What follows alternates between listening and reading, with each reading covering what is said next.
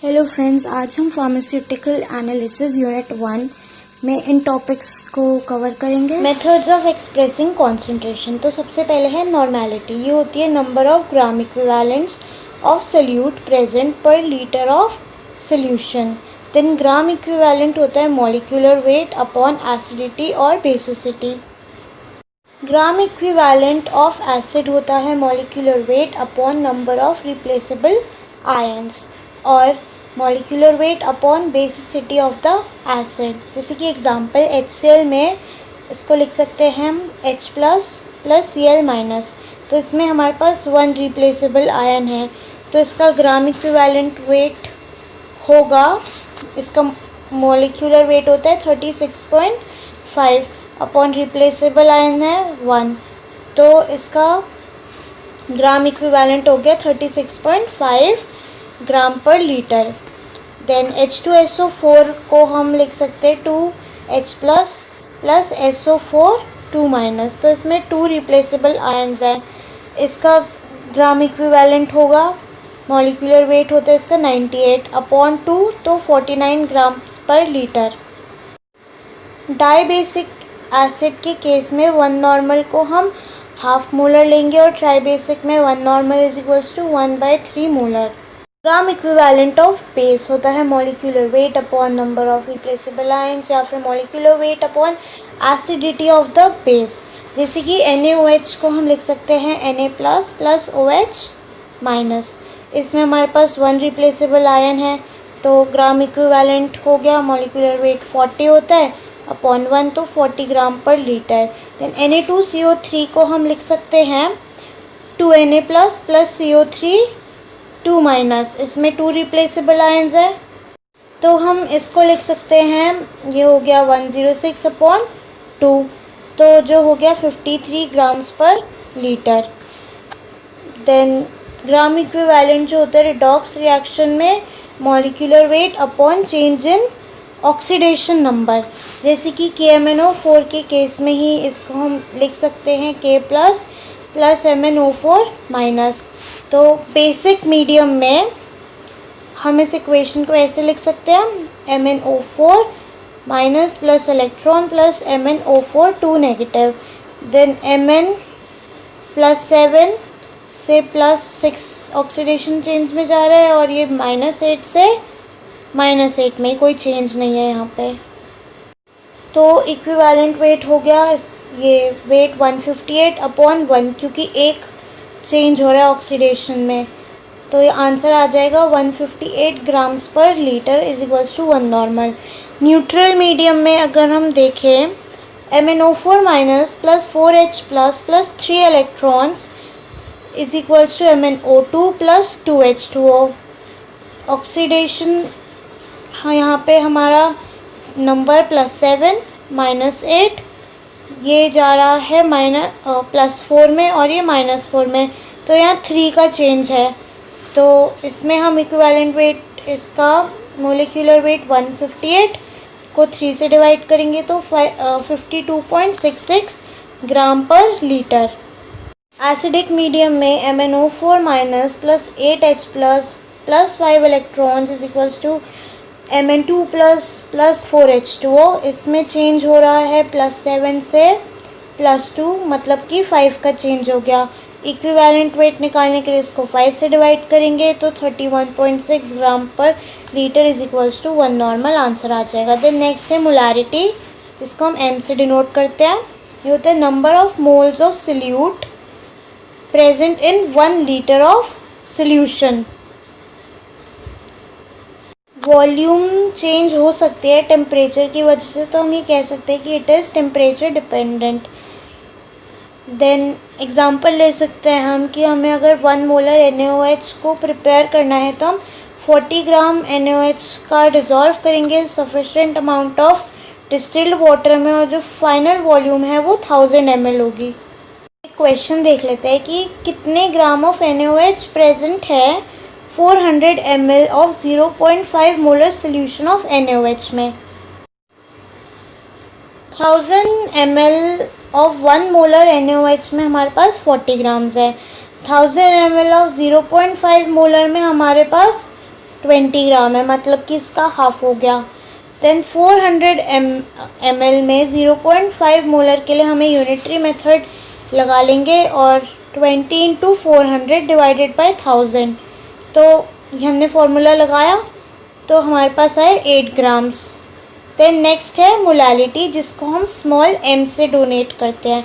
ये होते हैं number of moles of solute present in 1 kg of solvent. Molality एक रेयरली यूज टर्म है और ये टेम्परेचर इंडिपेंडेंट होती है, क्योंकि मास अपॉन वेट जो होता है सॉल्वेंट का वो चेंज नहीं होगा टेम्परेचर की वजह से। देन प्रिपरेशन के लिए 1 मोलर NaOH सोल्यूशन के लिए हमें 40 ग्राम NaOH चाहिए होगा। डिज़ोल्व करेंगे 1 kg ऑफ डिस्टिल्ड वाटर में।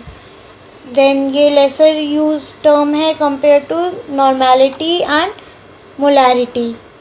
फॉर्मल कंसंट्रेशन या फिर फॉर्मेलिटी, जिसको हम F से डिनोट करते हैं, इसका फॉर्मूला होता है weight of the solute per litre of the solution, या फिर weight of the chemicals per litre of the solution. Then F is equals to formula weight of solute divided by volume of solution in litre. ये भी rarely use term होता है। जो F ये indicate करता है moles of original chemical formula in the solution without considering the species actually exist in the solution. जो molar concentration होती है वो कॉन्सेंट्रेशन होती है स्पीसीज की जो एक्चुअली एग्जिस्ट करते हैं।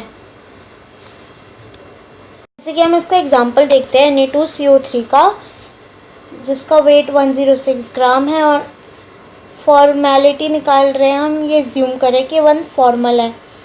तो Na2CO3 जो है वो 2Na प्लस 2CO3 2 नेगेटिव में चेंज हो जाएगा डिस्टिल्ड वाटर में। कुछ अमाउंट ऑफ CO3 2 नेगेटिव जो है वो कन्वर्ट हो जाएगा HCO3 नेगेटिव में और H2CO3 में। एसिडिक मीडियम में CO3 2 negative plus H plus is equals to HCO3 negative, और HCO3 नेगेटिव में H प्लस डालेंगे तो H2CO3 बन जाएगा। CaCO3 में 100 ग्राम हमने ज्यूम किया है और ये 1 फॉर्मल है। देन इसको हम लिख सकते हैं Ca2 positive plus CO3 2 negative distilled water में कुछ CO3 2 नेगेटिव कन्वर्ट हो जाएगा HCO3 नेगेटिव और H2CO3 में। एसिडिक मीडियम में CO3 2 नेगेटिव प्लस वाटर हो जाएगा HCO3 नेगेटिव और उसमें H प्लस ऐड करेंगे तो H2CO3 बन जाएगा। नेक्स्ट है परसेंट कॉन्सेंट्रेशन। बहुत टाइम हम उसे परसेंटेज या फिर पार्ट्स पर 100 के टर्म्स में लिखते हैं, जैसे percent weight by weight of solution in gram, पहले आएगा weight of solute in gram divided by weight of solution into 100। जैसे कि एग्जांपल है preparation of 10% weight by weight NaCl, तो इसके लिए 10 ग्राम हमें चाहिए, 100 टोटल एज्यूम किया है और इनटू 100 तो हमारे पास आ गया 10% NaCl।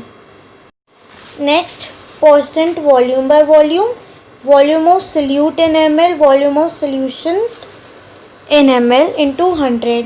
देन इसका example preparation of 100% volume by volume acetic acid, तो 10 ml लेना है, 100 ml हमारा टोटल है इंटू 100 तो ये आ गया 10% एसिटिक एसिड।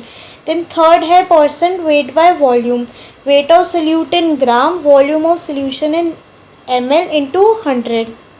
इसका example preparation of 10% NaOH solution, तो परसेंट वेट बाय वॉल्यूम में 10 ग्राम NaOH divided by 100 ml of the solution into 100%, तो आ जाएगा 10% वेट बाय वॉल्यूम, जिसको हम ये होगा मतलब ग्राम पर ml में।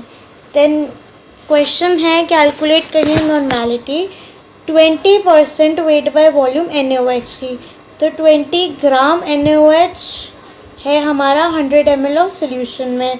जो 4 ग्राम है NaOH 100 ml में, वो 1 नॉर्मल NaOH है। तो यूनिटरी मेथड लगा के 20/4 लेंगे तो 5 नॉर्मल NaOH सोल्यूशन आया। नेक्स्ट, पार्ट्स पर नोटेशन। ये फ्रीक्वेंटली यूज टर्म है फॉर वेरी डाइल्यूट कॉन्सेंट्रेशन और फॉर इम्प्योरिटीज। देन इसमें आता है पार्ट्स पर मिलियन और ppm। ये फ्रीक्वेंटली यूज्ड है और हम एक्सप्रेस करते हैं concentration of very dilute solution और एक्सप्रेस कर सकते हैं इम्प्योरिटीज इन द फार्मास्यूटिकल्स। इसका फॉर्मूला है mass of solute in gram, mass of solution in gram into 10⁶। फिर एक एग्जांपल देखते हैं, preparation of 100 ppm of chloride from NaCl। तो क्लोराइड हमको लेना है 100 ppm, हो गया 100 10⁶ से डिवाइड किया इंटू 100%, तो हमारे पास आया 0.01%। देन मॉलिक्यूलर वेट जो होता है NaCl का वो होता है 58.5 और एटॉमिक वेट जो होता है क्लोरीन का होता है 35.5। तो क्लोरीन 100 ppm में हो गया 58.5 डिवाइडेड बाय 35.5 इंटू 0.01। जब हम इसको कैलकुलेट करेंगे तो आएगा 0.01648 ग्राम को डिज़ोल्व करना पड़ेगा 100 ml ऑफ डिस्टिल्ड वाटर में। नेक्स्ट है पार्ट्स पर बिलियन, ppb। ये लेस पॉपुलर टर्म है कंपेयर टू ppm और रेयरली यूज्ड है, तो इसको भी वेरी डाइल्यूट सॉल्यूशंस के लिए यूज़ करते हैं। इसका फॉर्मूला होता है mass of solute in gram divided by mass of solution in gram into 10⁻⁹। Example देखते हैं, preparation of 100 ppb sodium from NaCl। तो Na का 100 ppb के लिए 100 डिवाइडेड बाई 10⁹ इंटू 100%, तो ये हमारे पास आया 0.00001%। देन मॉलिक्यूलर वेट होता है 58.5 NaCl का और एटॉमिक वेट Na का होता है 23। तो Na के निकालने के लिए 58.5 को मल्टीप्लाई करेंगे 0.00001 से डिवाइडेड बाय 23, तो कैलकुलेट करके हमारे पास आंसर आएगा 0.0002543 gram dissolved in 100 ml of distilled water. Primary standard substances जो हाईली प्योर रिएजेंट्स और केमिकल्स होते हैं उनको हम यूज़ करते हैं प्रिपेयर करने के लिए स्टैंडर्ड सॉल्यूशन। जिसको फर्दर स्टैंडर्डाइजेशन की ज़रूरत नहीं होती उनको हम प्राइमरी स्टैंडर्ड सॉल्यूशन कहते हैं। ये प्योरीफाइड, ड्राइड और इजीली अवेलेबल होना चाहिए, स्टेबल और free from hygroscopic nature. Hygroscopic होता है जो एब्जॉर्ब कर लेता है मॉइस्चर को एयर से। 100% प्योरिटी होनी चाहिए और अगर इम्प्योरिटीज़ हैं तो वो 0.01 या फिर 0.02% से ज़्यादा नहीं होनी चाहिए। देन अगर हाई मॉलिक्यूलर वेट या इक्विवेलेंट वेट होता है तो ये रिड्यूस करता है वेइंग एरर को। देन ये कम्प्लीटली डिज़ोल्व होना चाहिए अंडर एक्सपेरिमेंटल कंडीशंस और फ्री होना चाहिए from any hydrated water moiety. Moiety होती है पार्ट ऑफ द मॉलिक्यूल। जो प्राइमरी स्टैंडर्ड सॉल्यूशंस होते हैं वो सारी कंडीशंस या करेक्टर्स को सेटिस्फाई नहीं कर पाते हैं, तो जो क्लोजली रेलेवेंट सब्सटेंस होते हैं उनको हम प्राइमरी स्टैंडर्ड सब्सटेंस क्लियर करते हैं, कंसीडर करते हैं। देन एसिड बेस टाइट्रेशंस में हम मोस्टली यूज़ करते हैं सोडियम कार्बोनेट जिसका मॉलिक्यूलर वेट होता है 106। देन ऑक्सैलिक एसिड डाइहाइड्रेट जिसका मॉलिक्यूलर वेट होता है 126। पोटेशियम हाइड्रोजन थाइलेट जिसका मॉलिक्यूलर वेट होता है 204।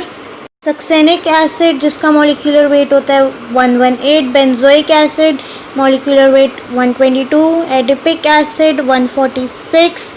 Sulphonic acid 97। Sodium tetraborate 381। Constant boiling hydrochloric acid 36.5।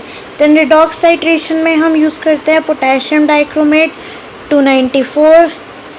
Potassium bromate 167। Potassium iodate 214।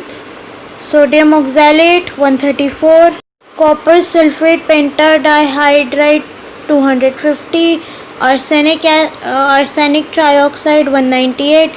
Precipitation titration के लिए हम यूज़ करते हैं सिल्वर जिसका weight 108, silver nitrate 170, sodium chloride 58.5, potassium chloride 75, potassium bromide 119। Then complexometric titration में zinc 65, magnesium 24, zinc chloride 136, calcium chloride 111। Next topic है secondary standard substances.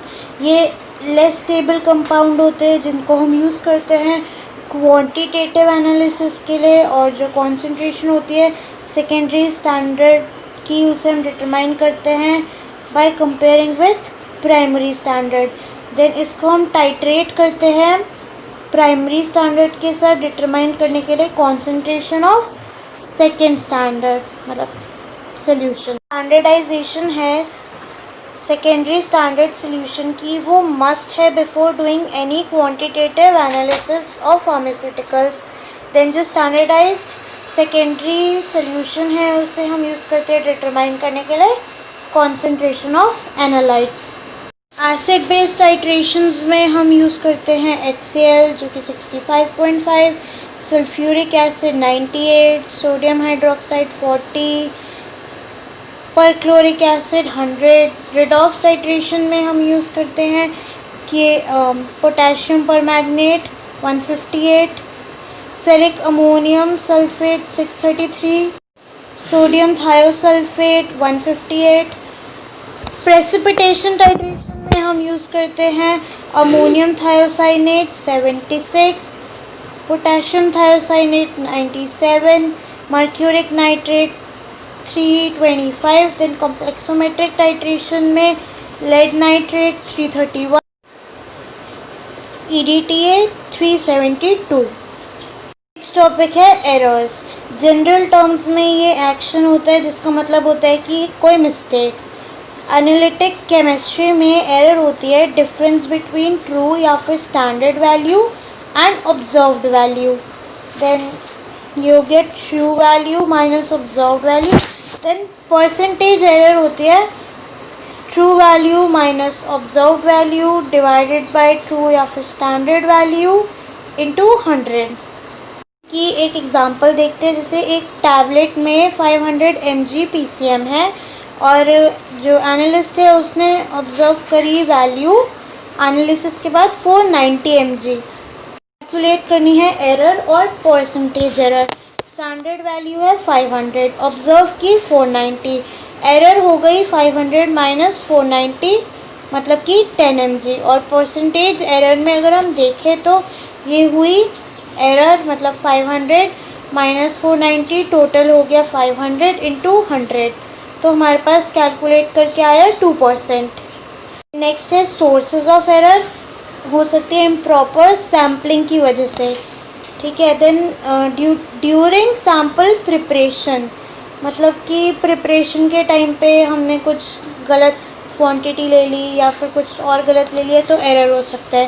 Then error by the analyst, ठीक है। हम लोग जो एनालिसिस के टाइम पे भी एनालिस्ट एरर कर सकते हैं जिसको हम मैनुअल एरर भी कहते हैं।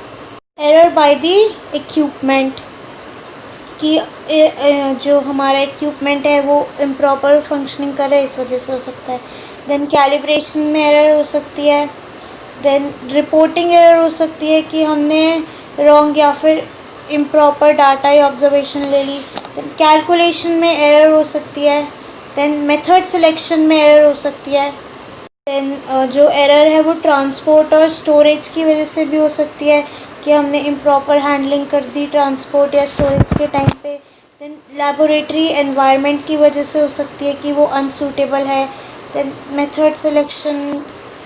नेक्स्ट है टाइप्स ऑफ एरर। सबसे पहले होती है डिटर्मिनेट एरर या फिर सिस्टमिक एरर, जिसको एनालिस्ट को इसके बारे में पता होता है। ये वन साइडेड होती है और by pre planning these errors को हम एलिमिनेट कर सकते हैं। जैसे कि पर्सनल एरर जो कि हमारी पर्सनल मिस्टेक या फिर केयरलेसनेस ऑफ द एनालिस्ट की वजह से हो सकती है, जैसे कि during the calculation. Instrumental error जो कि डिफेक्ट इन इंस्ट्रूमेंट या फिर नॉन कैलिब्रेटेड इंस्ट्रूमेंट की वजह से हो सकती है, जैसे कि डिफेक्टिव पिपेट का यूज़ करके हो सकती है। देन रिएजेंट एरर जो कि डिपेंड करता है क्वालिटी ऑफ द रिएजेंट पे। जो कुछ रिएजेंट होते हैं वो इम्प्योर फॉर्म में होते हैं, जिसकी एग्जांपल एक 1 नॉर्मल पोटेशियम हाइड्रोजन ओथालेट प्रिपेयर करेंगे 90% प्योर, तो वो 0.9 नॉर्मल होगा इंस्टेड ऑफ 1 नॉर्मल। एडिटिव या फिर कांस्टेंट एरर, कभी कभी कांस्टेंट होती है एरर इररिस्पेक्टिव ऑफ अमाउंट या वॉल्यूम ऑफ द सैम्पल, जैसे कि हमने ले ली 10.1, 20.1, 30.1, तो 0.1 ml जो है वो एरर है respective of the volume. Then proportional error जो होती है वो प्रोपोर्शनली इंक्रीमेंट होती रहती है एब्सोल्यूट एरर में, जैसे कि 10.1, 20.2, 30.3। और एब्सोल्यूट एरर ये हमारी जो है 0.1 ml की हो गई, यहाँ 2 की हो गई पॉइंट, और यहाँ 0.3 ml की हो गई। देन मेथड में एरर जो कि रॉन्ग मेथड सिलेक्शन की वजह से, जैसे कि कोई सिंथेसिस को 3 आवर्स लगते हैं कंप्लीट होने में और हमें सिर्फ 2 घंटे दिए गए हैं, तो वो डिफेक्टिव फाइनल प्रोडक्ट होगा। देन इनडिटर्मिनेट, नॉन सिस्टमैटिक और एक्सीडेंटल एरर्स, ये रैंडम एरर्स होती है और हमें नोन या नॉट नोन हो सकते हैं टू दी एनालिस्ट। एनालिस्ट होता है उस पर कोई कंट्रोल नहीं होता इन एरर्स पे, और ये वन साइडेड नहीं होती और इनको हम एलिमिनेट नहीं कर सकते even after using high quality apparatus और प्योर reagents। नेक्स्ट टॉपिक है मिनिमाइजेशन ऑफ एरर्स। पहला तरीका है कैलिब्रेशन ऑफ द इंस्ट्रूमेंट या फिर apparatus। जो डिटर्मिनेट एरर्स होती है उन्हें हम मिनिमाइज कर सकते हैं बाय कैलिब्रेशन, क्योंकि ये मेन रीज़न होता है एरर्स का। पीरियोडिक कैलिब्रेशन ऑफ इंस्ट्रूमेंट और ग्लासवेयर्स और apparatus की रिक्वायर्ड है। देन नेक्स्ट है running blank determination. Analyst determine कर सकता है इम्प्योरिटीज़ जो कि प्रेजेंट हो रिएजेंट में और सॉल्वेंट्स में, और अल्टीमेटली एरर्स को हम रिड्यूस कर सकते हैं। देन नॉर्मल डिटर्मिनेशन में जैसे कि हमने ये लिया analyst A plus reagent B plus MeOH, और ब्लैंक में हम रिएजेंट बी प्लस MeOH लेंगे, सिर्फ रिएजेंट और सॉल्वेंट लेते हैं, इसमें हम एनालिस्ट नहीं लेंगे। देन थर्ड मेथड है कंट्रोल डिटर्मिनेशन। स्टैंडर्ड सब्सटेंस होते हैं, मतलब कि जिनकी कॉन्सेंट्रेशन पता होती है उनको लेते हैं और एनालाइज करते हैं और कंपेयर करते हैं नॉर्मल डिटर्मिनेशन से। नॉर्मल हो गया analyte A plus reagent B plus MeOH। Control में standard A plus reagent B plus MeOH।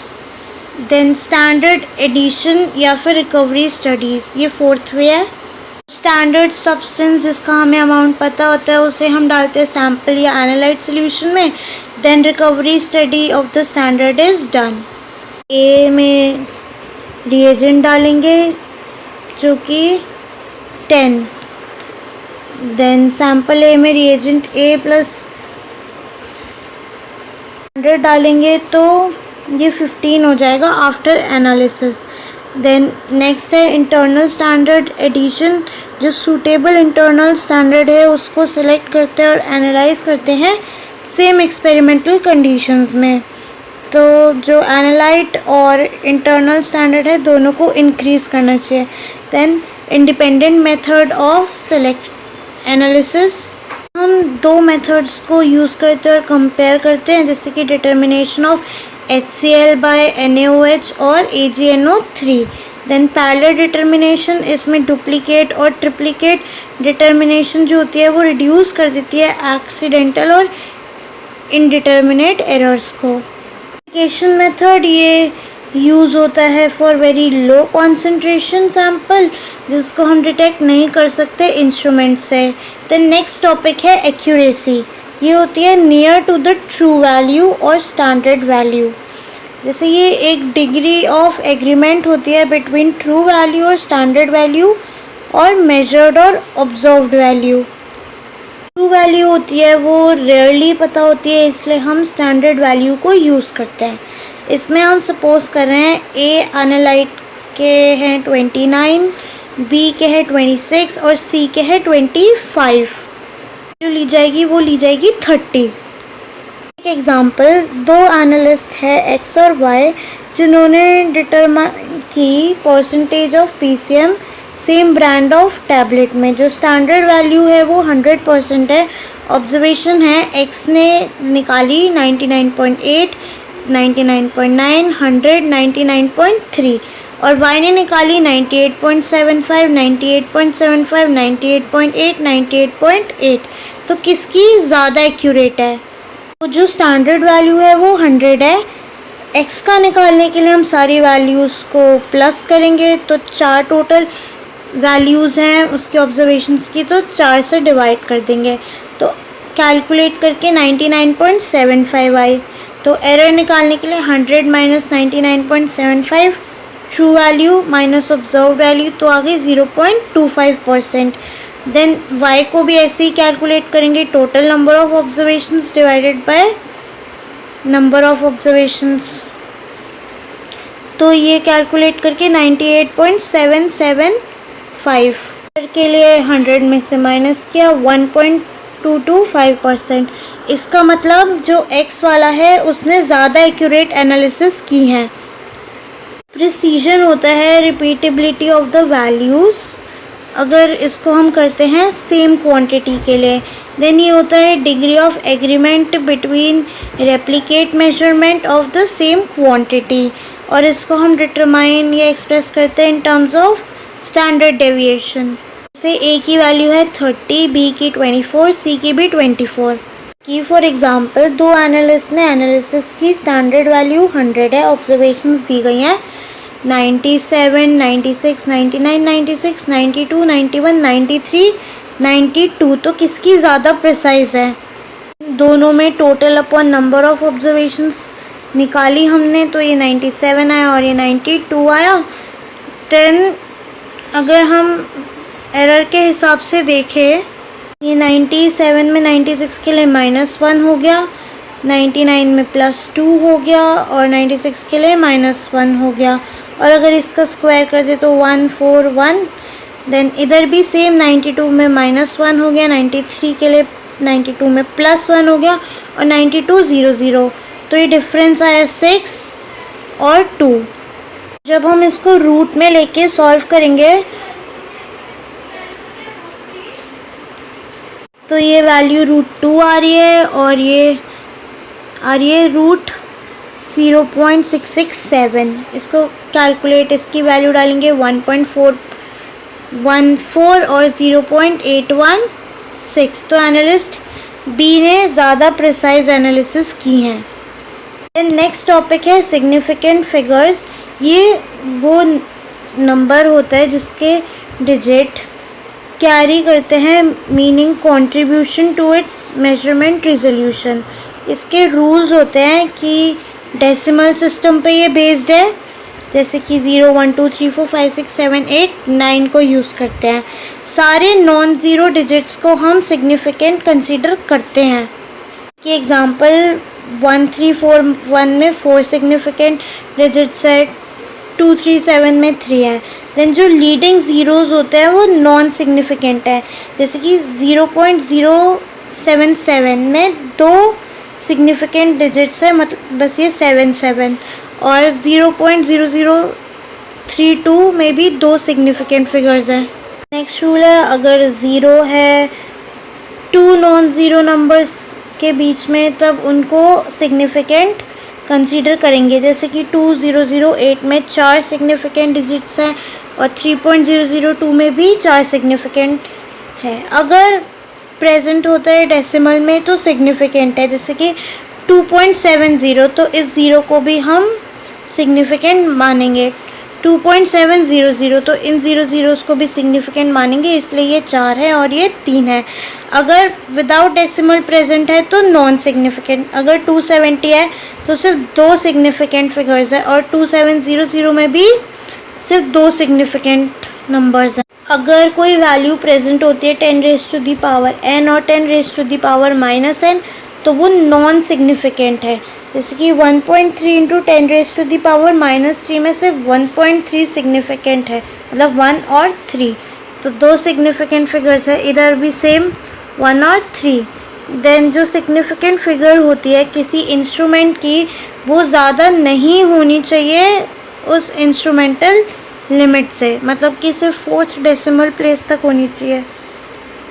जो कांस्टेंट वैल्यूज़ होती है जैसे कि n, उनमें n number of significant figures होती हैं। कुछ एग्जांपल्स, 800 में 1 सिग्निफिकेंट फिगर है, 78.21 में 4 सिग्निफिकेंट फिगर्स हैं, 2.07 में 3 सिग्निफिकेंट फिगर्स हैं, 29.090 में 5 सिग्निफिकेंट फिगर्स हैं, देन 123.010 में 6 सिग्निफिकेंट फिगर्स हैं, 512 into 10 raise to the power 3 में 3 सिग्निफिकेंट फिगर्स हैं।